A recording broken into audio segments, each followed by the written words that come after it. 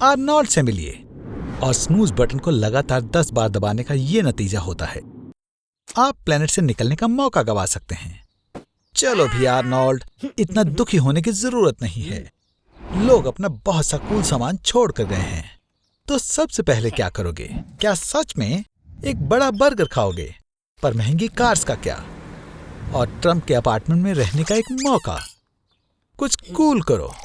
Wow Arnie, तुम एक असली हीरो हो। जू में सभी जानवरों को आजाद करना, ये एक अच्छा काम है। चलो भी दोस्तों, एक लाइक तो बनता है। पर पेट्स का क्या? पृथ्वी पर 500 मिलियन कैट्स हैं और उतने ही डॉग्स हैं। अगर वो खुले में घूमेंगे तो जंगली जानवरों का शिकार बन जाएंगे। पर अभी हम बुरी चीजों की बात नहीं करेंगे। हम इस पूरे प्लेनेट पर कुछ भी कर सकते हैं। हाँ, सबसे कूल रोलर कोस्टर। ये 206 किलोमीटर पर आवर की स्पीड से चलता है और 127 मीटर की ऊंचाई से नीचे आता है। आर्नोल्ड, पहले वो तुम्हारी कम हाइट की वजह से तुम्हें यहाँ नहीं आने देते थे, पर अब इसकी चिंता नहीं है। ऐसा लगता है कुछ खास मजा नहीं आ रहा। बिना इंसानों के धीरे धीरे सारी बिजली खत्म हो जाएगी। लिथियम बैटरी 7 सालों के बाद खुद डिस्चार्ज हो जाती हैं और 20 सालों बाद तुम सोलर एनर्जी का भी इस्तेमाल नहीं कर पाओगे, जब आखिरी पैनल टूट जाएगा। और कुछ डिकेड्स बाद बिना किसी सर्विस के न्यूक्लियर पावर प्लांट भी हमेशा के लिए बंद हो जाएंगे। आर्नोल्ड, वहाँ से बाहर निकलो। अगर तुम्हें चोट लग गई तो तुम 911 पर भी कॉल नहीं कर सकते। इस बार तुम्हारी किस्मत अच्छी थी। जैसे कि तुम देख सकते हो, कचरे को उठाने वाला भी कोई नहीं है। प्लास्टिक और ग्लास को डीकम्पोज होने में 700 से 1000 साल लगते हैं। तब स्नॉट एंड गॉब अपने लिए बारबेक्यू प्लान कर रहे थे। ऐसा लगता है कि सूरज का टेम्परेचर भी उनके अजीबोगरीब स्पेस सॉसेजेस के लिए काफी नहीं है। अब ये हुई ना बात। उप्स, ऐसी सोलर फ्लेयर्स अच्छी नहीं है, क्योंकि ये सारे पावर प्लांट्स और इलेक्ट्रिकल चीजों को अर्थ पर बंद कर देती हैं। ये पक्का प्लैनेट के सारे जरूरी कामों को बुरी तरह नुकसान पहुंचाएगी, और खासकर डॉक्टरों के काम को, और हमारी बहुत सी चीजों को, जैसे सोशल नेटवर्क्स, लाइक्स और रीपोस्ट को। सिर्फ शैतान को इससे कोई फर्क नहीं पड़ेगा। ये शायद उन्हें फायदा भी दे सकता है। और ये रहा हमारा सबसे ज्यादा तेज कछुआ। सारी इलेक्ट्रिक चीजों की तरह एलॉन की गाड़ी भी खराब हो गई। सबसे जरूरी बात यह है कि कभी भी समय से पहले खुशी ना मनाएं। वो बेवकूफ जरूर होगा, पर आर्नोल्ड को पक्का आंख मारना अच्छे से आता है। बदकिस्मती से बस वो कम समझदार है। बैटरी खत्म हो चुकी है। अब इन लोगों को कैसे भी करके डेजर्ट से बाहर निकलना होगा। ये अच्छा है कि एलॉन ने पहले से कुछ सोच लिया, और ये और भी अच्छा है कि उसकी डिक्की में एक बाल्टी, एक छोटा रॉकेट और खाने का सामान है। ओह, आलू एक बड़ी आइडिया है। वैसे भी एक आलू में से 0.5 वोल्ट की वोल्टेज निकलती है, और आर्नोल्ड की कंबेशन इंजन गाड़ी को 13 वोल्ट चाहिए चालू होने के लिए। तो 26 आलूओं के साथ एक जिंक की कील और कॉपर की तार गाड़ी को चालू करने के लिए काफी है। अरे यार, ये करंट काफी कम है। इंजन को चालू करने के लिए 100,000 आलू वाली बैटरी चाहिए होगी। मैं तुम्हें जल्दी करने की सलाह देता हूँ। सूरज डूब रहा है और डेजर्ट में रातें बहुत ठंडी होती हैं। वाओ दोस्तों, बढ़िया आउटफिट है। मैं चाहता हूँ कि हम बिना फेमस ब्लू क्रिस्टल के ही कर लें आज। ओह रुको, मुझे पता है तुम क्या करना चाह रहे हो। अगर हम zinc bolts, screws, coins, sponges, potassium oxide, copper और ब्रेक पैड्स लें, उन्हें मिला लें और गाड़ी के साथ जोड़ें, तब हमारे पास एक आम बैटरी का चार्ज होगा। लड़कों ने सब कुछ सही किया। ये शर्म की बात है कि अभी भी इतना पावर नहीं है कि ड्राइव की जाए। जल्दी करो, समय निकलता जा रहा है। आर्नोल्ड, वहां ढूंढना बंद करो। रुको, दिखाओ तुम्हें क्या मिला। एक मैग्नेट। ये बिल्कुल वही है जो हमें चाहिए था आर्नोल्ड। हे एलॉन, ये समय वो करने का नहीं है, ये इसी चीज के लिए है। 1831 में फैराडे ने भी कुछ ऐसे ही पहली बार किया था। उसके लिए हमें कॉइल, कॉपर वायर और मैग्नेट चाहिए। हम मैग्नेट को कॉइल पर डालेंगे जिस पर कॉपर लगा है, और हम कॉइल के अंदर मैग्नेट को हिलाते रहेंगे, और हर कॉपर की कॉइल 0.01 वोल्टेज जनरेट करेगी। पर ज्यादा टर्न्स की मदद से सब सही चल रहा है। देखते हैं इन लड़कों के लिए कैसे काम करता है। बस अपनी उंगलियों के साथ सावधान रहना। और हम बच तो गए। वैसे उंगली दोबारा आ जाएंगी। आर्नोल्ड, टेस्ला को यहीं छोड़ दो और अब पार्टी को जारी रखते हैं। ओह ओह, हे, कुछ भी छूना मत। तुम्हारी जल्दबाजी से गड़बड़ हो गई आर्नोल्ड। तुमने कई लोगों का एक बड़ी क्रूज शिप पर अकेले रहने का सपना पूरा कर लिया। वूहू! एक सिंपल 7 दिन की ट्रिप के लिए इनके पास 12,000 एग्स, 380 किलो आइसक्रीम और 2 टन सी फूड और मीट है। अगर तुम अकेले भी खाओगे तो भी इतना खाना तुम्हारे 5 साल के लिए काफी है। ऐसे क्रूज पर जाने के बाद लोग लगभग 3 किलो वजन तो बढ़ा ही लेते हैं। क्रूज शिप में मनोरंजन के कई तरीके होते हैं। अगर कोई पैसेंजर सब कुछ देखना चाहे तो उसके लिए 7 दिन भी काफी नहीं होंगे। उप्स, लगता है फ्यूल खत्म हो गया। अपनी फुल स्पीड में शिप रोज 5 टन फ्यूल जलाता है। अब हम बाकी क्रूज लाइनर्स की तरह ओशन में चलते रहेंगे क्योंकि ये पोर्ट में खड़े रहने से ज्यादा सस्ता है। आर्नोल्ड, लगता है तुम्हारा वेकेशन जितना सोचा था उससे लंबा चलेगा। पूरा 1 महीना हो गया है। आखिरकार ये क्रूज तुम्हें कहां ले जाएगा? मुबारक हो आर्नोल्ड, अब पूरी दुनिया तुमसे नफरत करती है। अपना बैग पैक कर लो बेवकूफ, तुम्हारी वेकेशन खत्म। बुरे मौसम का मतलब ये नहीं है कि तुम छुट्टी ले लो। क्या तुम काम पर नहीं जाना चाहते तो मैं कहूंगा कि तुम बेड पर काम करो। जब नासा ये पता कर रहा था कि किसी पर जीरो ग्रेविटी का असर कैसे होता है तो उन्होंने एक वॉलंटियर को 70 दिनों तक बेड में सोने के लिए $18,000 दिए थे। उठने के बारे में सोचना भी मत आर्नी। मैंने एक स्नाइपर को हायर किया है जो तुम्हारे कोशिश करते ही तुम्हें मार देगा। तुम अपना खाना पीना और बाकी सब कुछ लेटे हुए ही करोगे। फिर मिलेंगे दोस्त। हे, क्या तुम सोए थे? तो तुम कैसे हो? शायद इतने बढ़िया भी नहीं हो। लग रहा है कि तुम मोटे हो रहे हो। खाना खाने से जो भी एनर्जी आती है वो कहीं नहीं जा रही। पर बेड सोर्स ये बुरे हैं। ब्लड प्रेशर हाई होने की वजह से स्किन का ब्लड फ्लो रुक चुका है। रुक जाओ बेवकूफ कहीं के। अच्छी खबर है आर्नोल्ड, तुम सोवियत साइंटिस्ट के बनाए हुए रिकॉर्ड्स के करीब हो। बेड में 370 दिन रहना। तुम इतने हॉट नहीं लग रहे। हर दिन तुम्हारा 5% मसल मास कम हो रहा है और उसके ऊपर तुम्हारी हड्डियां भी टूट चुकी हैं और कम हिलने डुलने की वजह से तुम्हारी हड्डियां ठीक नहीं होंगी और वो जल्दी ही टूट जाएंगी। और इस तरह लेटे रहकर सोना लगभग नामुमकिन हो जाएगा। बिना कोई एक्टिविटी किए दिमाग को समय का पता नहीं चलता और ना ही सोने के समय का पता चलता है। पर इसके कुछ फायदे भी हैं। तुम अपने सभी शोज बार बार देख सकते हो। अब मैं यहां से निकलता हूं। शो के मजे लो आर्नोल्ड। लेकिन आर्नोल्ड, अब तुम कहां रहने वाले हो? ऐसा लगता है जंगल में। खैर, मुझे चिंता भी नहीं है।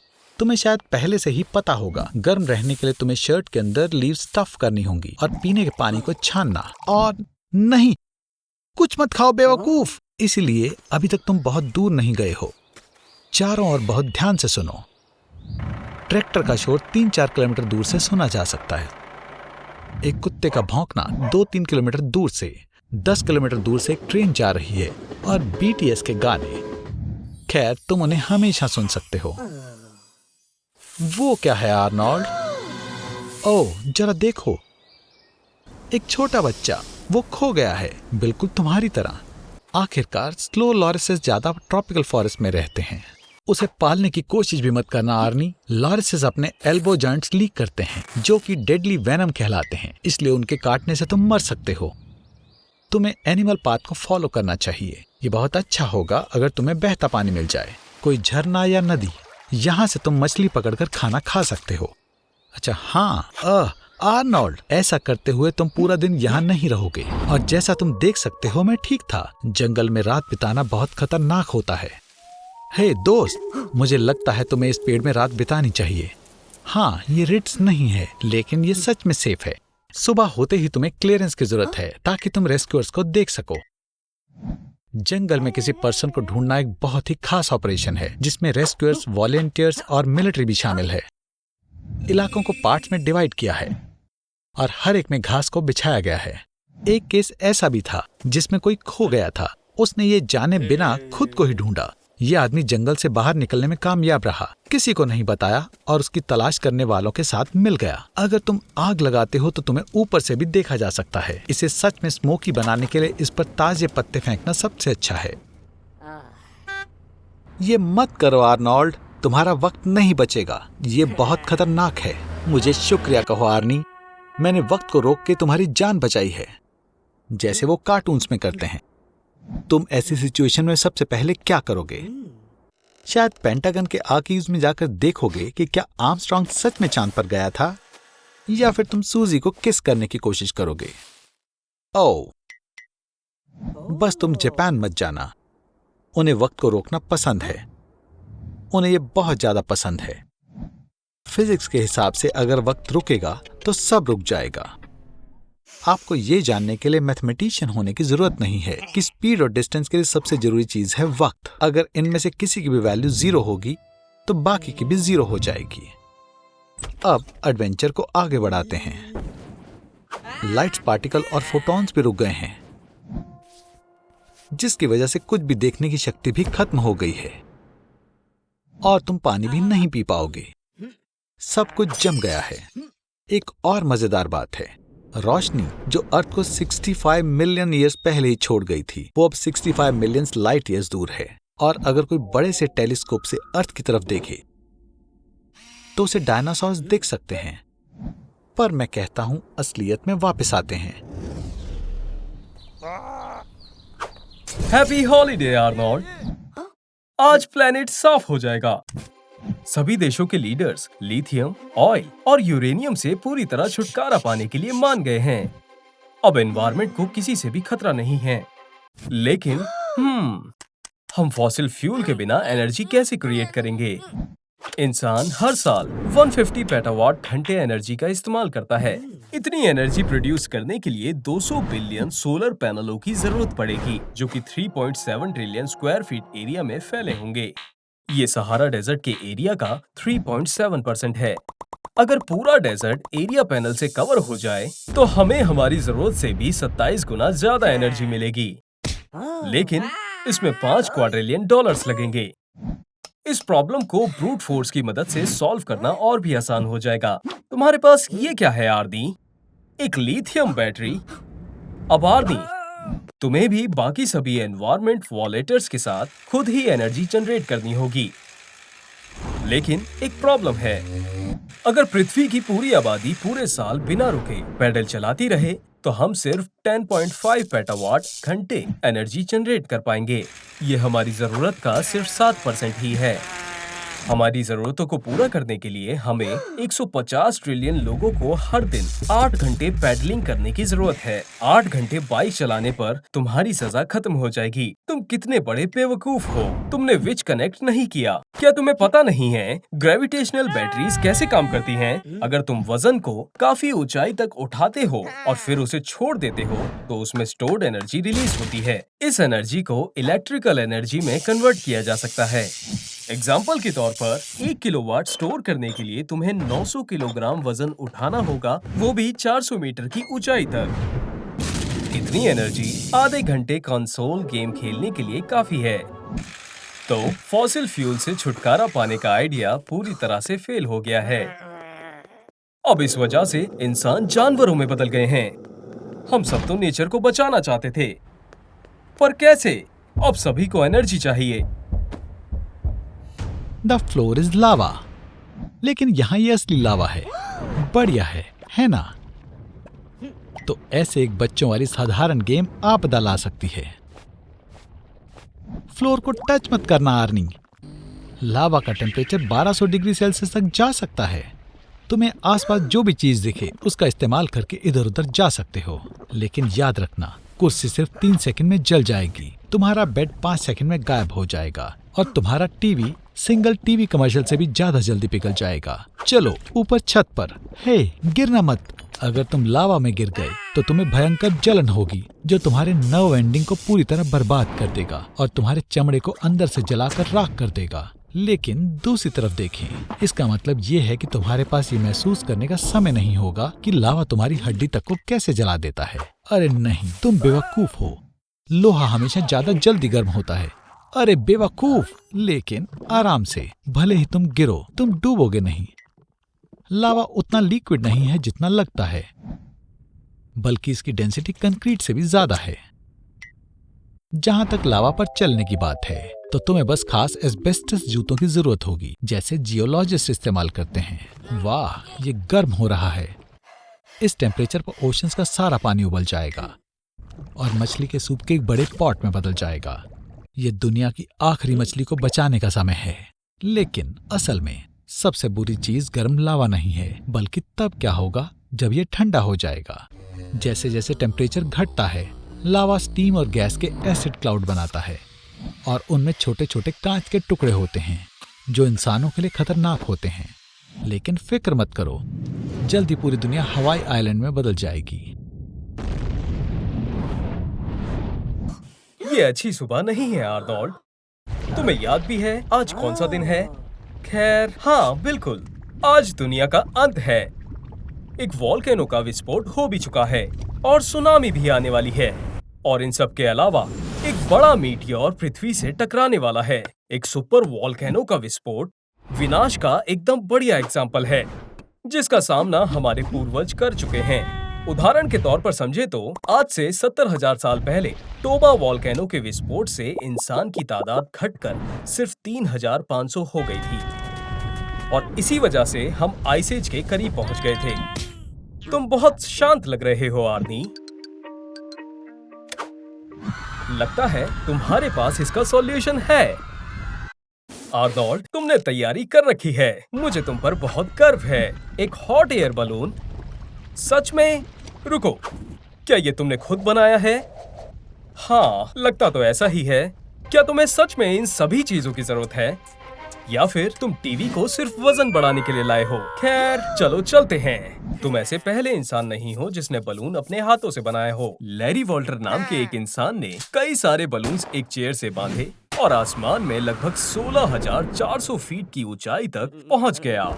नतीजे के तौर पर उसे $1,500 की एक टिकट मिली। बलून से इतनी ऊंचाई पर जाने का रिकॉर्ड बनाया और हाँ, एक डार्विन अवार्ड भी मिला। तूफान से बचने के लिए आसमान में चले जाना एक अच्छा ऑप्शन है। यहाँ सुनामी और भूकंप से आपको कुछ नहीं होगा। लेकिन देखो, ये तो एक मीटियोर है। फ्रिक्शन की वजह से इसका टेम्परेचर 1500 डिग्री सेल्सियस तक पहुंच चुका है। एक असली hot air balloon fire proof fabric से बना होता है। जरा हमें बताओ आर्नोल्ड, तुमने किस चीज का इस्तेमाल किया था? ओह, तुम्हें लगा कि ये काफी होगा। संभल कर, मीटियोर की बारिश हो रही है। तो ओह आर्नी, तुम्हें क्या लगता है तुम कब तक इसका सामना कर पाओगे? 1 मार्च 1999 को पिकार्ड और जोन्स एक बलून से पूरी दुनिया का चक्कर लगाने वाले पहले इंसान बने, जो इजिप्ट में लैंड हुए 41,000 किलोमीटर के सफर के बाद, जो कि 20 दिनों तक चला। हे, क्या फिर से तुम चैट जीपीटी पर बकवास लिख रहे हो? आर्नोल्ड, सिर्फ तुम्हारी वजह से एआई इंसानों को बेवकूफ समझेगा और ये खतरनाक हो सकता है। 1 मिनट, क्या आप नहीं जानना चाहते कि चैट जीपीटी हमारी बकवास बातों का क्या जवाब देगा? यहाँ तक कि इलॉन मस्क को भी इस बात का डर है कि एआई ह्यूमैनिटी को खत्म कर देगा और तुम इसे नजरअंदाज कर रहे हो। ऐसा लगता है तुम्हारा टॉयलेट पेपर खत्म हो गया। तुम्हें क्या लगता है इससे बुरा कुछ नहीं हो सकता? आर्नोल्ड, क्या वो आवाज तुम्हारे पास से आई थी? मैंने तुम्हें कहा था, तुम्हारी नासमझी की वजह से एआई पूरे ह्यूमैनिटी को खत्म कर देगा। शायद पूरे नहीं, एक न्यूक्लियर धमाका 3,000 स्क्वायर किलोमीटर तक बर्बाद कर सकता है। कुल मिलाकर अर्थ को खत्म करने के लिए लगभग 362 मिलियन स्क्वायर किलोमीटर को खत्म करना होगा। सब कुछ खत्म करने के लिए लगभग 1,28,000 वॉरहेड्स लगेंगे। जितने वॉरहेड्स हैं, ये उससे 10 गुना ज्यादा है। आर्नी, क्या तुम न्यूक्लियर वॉर के लिए तैयार हो? अच्छी खबर है कि कुछ लोग जिंदा रहेंगे, लेकिन सोचने वाली बात है कि कितने समय तक। कैन फूड एक अच्छा आइडिया है। हाँ, शायद इतने कैन काफी नहीं होंगे, लेकिन तुम्हें क्या लगता है आर्नोल्ड, बिना प्लांट्स के तुम कितने दिनों तक बचोगे? स्वालबर्ड में एक इंटरनेशनल सीड वॉल्ट बनाया गया है। इसमें 9 लाख से भी ज्यादा सीड्स हैं और इसमें 2 बिलियन से भी ज्यादा सीड्स आ सकते हैं। ये अर्थ के सारे फ्लोरा को जिंदा रखने के लिए काफी होगा। कम से कम ये लॉन्ग विंटर न्यूक्लियर नाइट्स में कुछ खाने के तो काम ही आ जाएगा। तुम बिल्कुल तैयार हो दोस्त। चिप्स, पानी, प्लांट्स, कैन फूड, दवाइयाँ, यहाँ तक कि कंप्यूटर भी। लेकिन ऐसा लगता है तुम सबसे जरूरी चीज भूल रहे हो। सिर्फ एक न्यूक्लियर धमाके से लगभग 50 टन डस्ट एटमॉस्फेयर में जाएगा और सारे न्यूक्लियर धमाकों से अर्थ का 50 से 85% आसमान डस्ट से ढक जाएगा। लेकिन मॉडर्न कंप्यूटर मॉडल की वजह से ये 1 महीने से ज्यादा नहीं टिक पाएगा। चीजें उतनी भी बुरी नहीं है आर्नोल्ड। पूरे ह्यूमैनिटी को मिटाने जितने न्यूक्लियर वेपन्स अभी बनाए नहीं गए हैं। कई सारे विक्टिम्स हैं, लेकिन न्यूक्लियर अपोकलिप्स कैंसिल कर दिया गया है।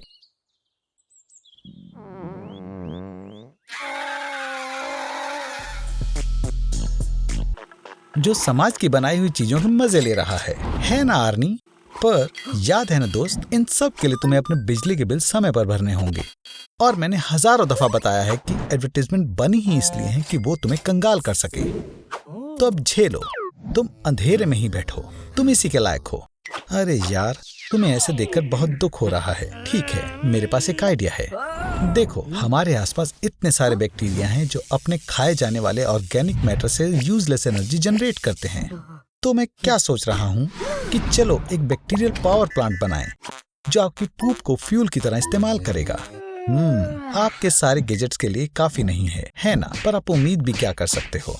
बैक्टीरिया बहुत बहुत छोटे होते हैं, मुझे पता है। चलो इन्हें बड़ा करते हैं। एक बिल्ली के साइज का बैक्टीरिया हमें 46,000 टाइम्स ज्यादा एनर्जी देगा और हमें और बैक्टीरिया और ज्यादा फ्यूल मिलेगा। अमेरिका एक दिन में 128 बिलियन लीटर सीवेज इकट्ठा करता है। इससे हम पूरे एक शहर को बिजली दे सकते हैं और इससे वाटर प्यूरिफिकेशन की प्रॉब्लम भी सॉल्व हो जाएगी। जाइनॉर्मस हेलो बैक्टीरिया जो सिर्फ नमक खाता है, वो ओशन से हमें फ्री एनर्जी प्रोवाइड कर सकता है और डेजर्ट रीजन में पानी पहुंचा सकता है। हर रोज 3.5 मिलियन टन का प्लास्टिक वेस्ट फेंका जाता है। एंड बिग्निफाइड आइडोनेला सकेनेसिस इस प्लास्टिक को एनर्जी में रिसाइकल कर सकता है। तो फिर आप एक इलेक्ट्रिक व्हीकल चार्जिंग नेटवर्क भी खोल सकते हैं, जहां बाकी के फ्यूल हर साल 37.5 बिलियन टन कार्बन डाइऑक्साइड वातावरण में छोड़ते हैं। वहीं बैक्टीरिया एनर्जी बिल्कुल प्योर है और सिर्फ ऑक्सीजन छोड़ती है। ये एक अच्छा स्टार्टअप आइडिया है। आर्नोल्ड, तुमने तो इंसानों की एनवायरमेंटल प्रॉब्लम को ही सॉल्व कर दिया और इस बिजनेस में इतने पैसे भी कमा लिए। आर्नोल्ड, आर्नोल्ड, उठो। क्या तुम फिर से कैट के साइज के बैक्टीरिया के बारे में सोच रहे हो? तुम्हें पता होना चाहिए कि सेल डिवीजन सिर्फ माइक्रोस्कोपिक ऑर्गेनिज्म में ही हो सकता है। जैसे ही बैक्टीरिया अपने मैक्सिमम साइज में पहुंचता है, वो 2 में डिवाइड हो जाता है और ये हर 20 मिनट में होता है। तो सिर्फ 6 घंटे में एक बैक्टीरिया 25,000 गुना बढ़ सकता है और तुम्हारे कर्जे भी इसी स्पीड से बढ़ रहे हैं। तो अब उन्हें भरने की बारी है। आर्नोल्ड, जल्दी जल्दी, नहीं तो अगले 20 सेकंड में तुम बैक्टीरिया फूड बन जाओगे।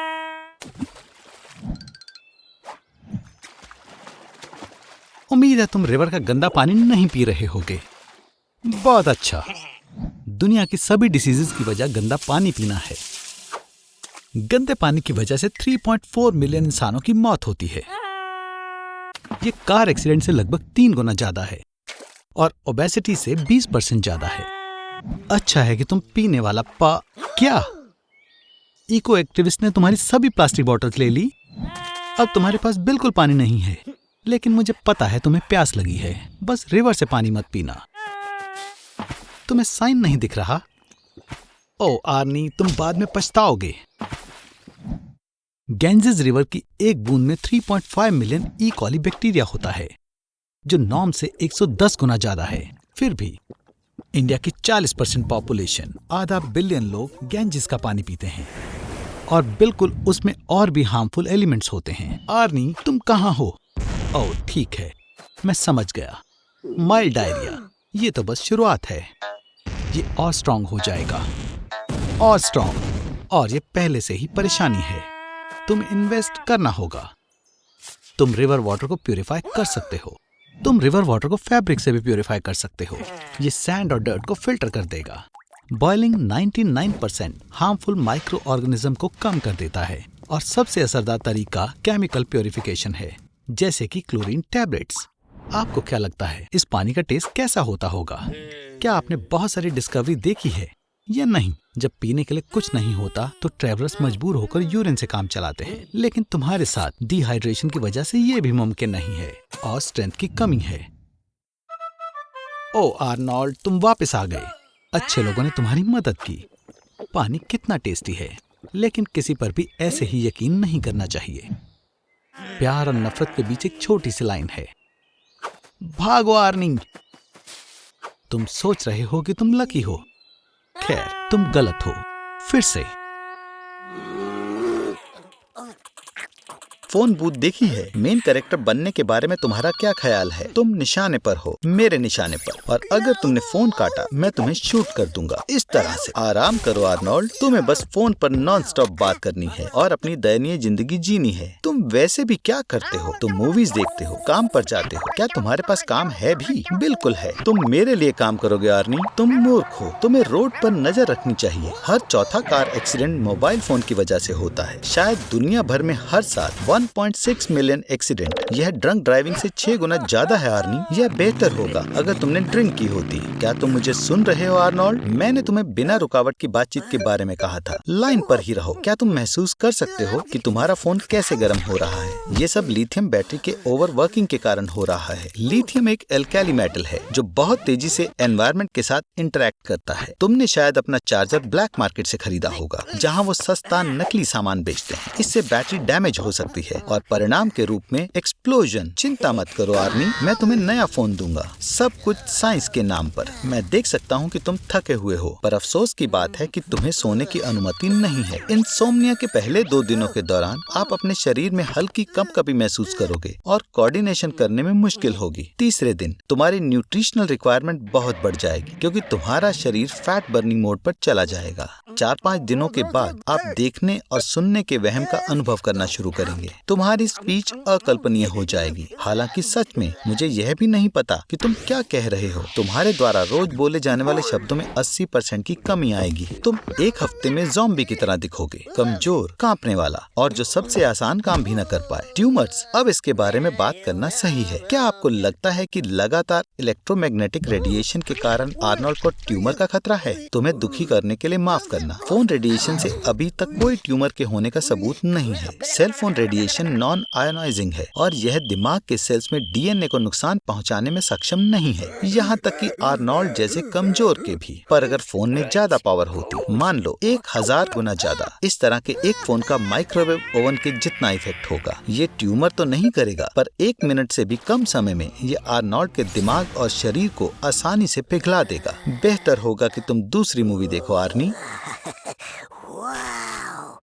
खैर आर्नी, बहुत लंबे समय तक रहना सच में इतनी ज्यादा समस्या नहीं है। अभी के रिसर्च में वादा किया गया है कि उम्र को बढ़ने से रोकने की दवाई जल्द ही बन जाएगी। हम गेम में आगे बढ़ेंगे और आपकी उम्र बढ़ने से रोकेंगे। क्या आप 1000 साल तक जीने के लिए तैयार हैं? पहले छोटा सा इंजेक्शन। तो चलिए सबसे पहले बात करते हैं कि 1000 साल के जीवन के साथ आपको मैनकाइंड को क्या ऑफर करना होगा। कुछ भी नहीं, शायद 230 किलोग्राम त्वचा को छोड़कर, जिससे तुम्हारा शरीर लगातार बढ़ेगा, जो एक 1.5 फुटबॉल फील्ड को कवर कर सकता है। और फिर तुम्हारे सारे बाल उगेंगे, जिसकी लंबाई 10 स्टैचू ऑफ लिबर्टी के बराबर होगी। यह शायद कुछ बढ़िया है जो तुम कर सकते हो, पर चिंता मत करो, इसका एक और बेनिफिट है। पिछले 100 सालों से एवरेज लोगों की हाइट 8 सेंटीमीटर बढ़ी है, जिसे ज्यादातर मेडिकल एडवांसेस द्वारा एक्सप्लेन किया गया है। और क्या होगा अगर तुम अपने पूरे जीवन के लिए बढ़ते रहे? एक्सपेरिमेंट्स के अंत में तुम 80 मीटर्स लंबे होगे। खैर, अब तुम पूरी तरह से एक अजीब क्रिएचर हो, पर नहीं, तुम्हारे लिए भी आर्नी ये बहुत ज्यादा है। लंबा जीने में सबसे बड़ी रुकावट 100 से 200 सालों तक तुम्हारे ऑर्गन्स का काम करने का बोझ ना उठा पाना है। तुम्हारे जॉइंट्स तुम्हारे खुद के वजन और स्ट्रेस के कारण टूटना शुरू कर देंगे। किस्मत से रोबोटिक ऑर्गन सीन्स पर दिखाई देंगे, यह बेहतर है। पर क्या शरीर के सभी हिस्सों को बदलना संभव है? बदकिस्मती से नहीं, तुम्हारे दिमाग की भी कुछ लिमिट्स हैं। बिल्कुल, आर्नोल्ड की मेमोरी 2.5 पेटाबाइट्स जानकारी रखने में सक्षम है। ये फेसबुक की सभी फोटोज के साथ 20 मिलियन आर्काइव बॉक्सेस के समान है जो डॉक्यूमेंट से भरे हुए हैं। यह बहुत बड़े नंबर की तरह लग सकता है, पर आखिरकार 300 सालों में तुम्हारी मेमोरी भर जाएगी। जब आर्नी प्लेनेट का सबसे बूढ़ा आदमी बन जाएगा, वो तुरंत ही फेमस हो जाएगा, पर वो अपनी पूरी मेमोरी भर जाने के कारण 2 शब्दों को इकट्ठा बोलने में सक्षम नहीं होगा। तो तुम्हारा शरीर इतने लंबे समय तक जीने के लिए नहीं बना। क्या आप जानते हैं कि मानवता के लिए सबसे अच्छी बात क्या हो सकती है? उन्हें अपना बना लो।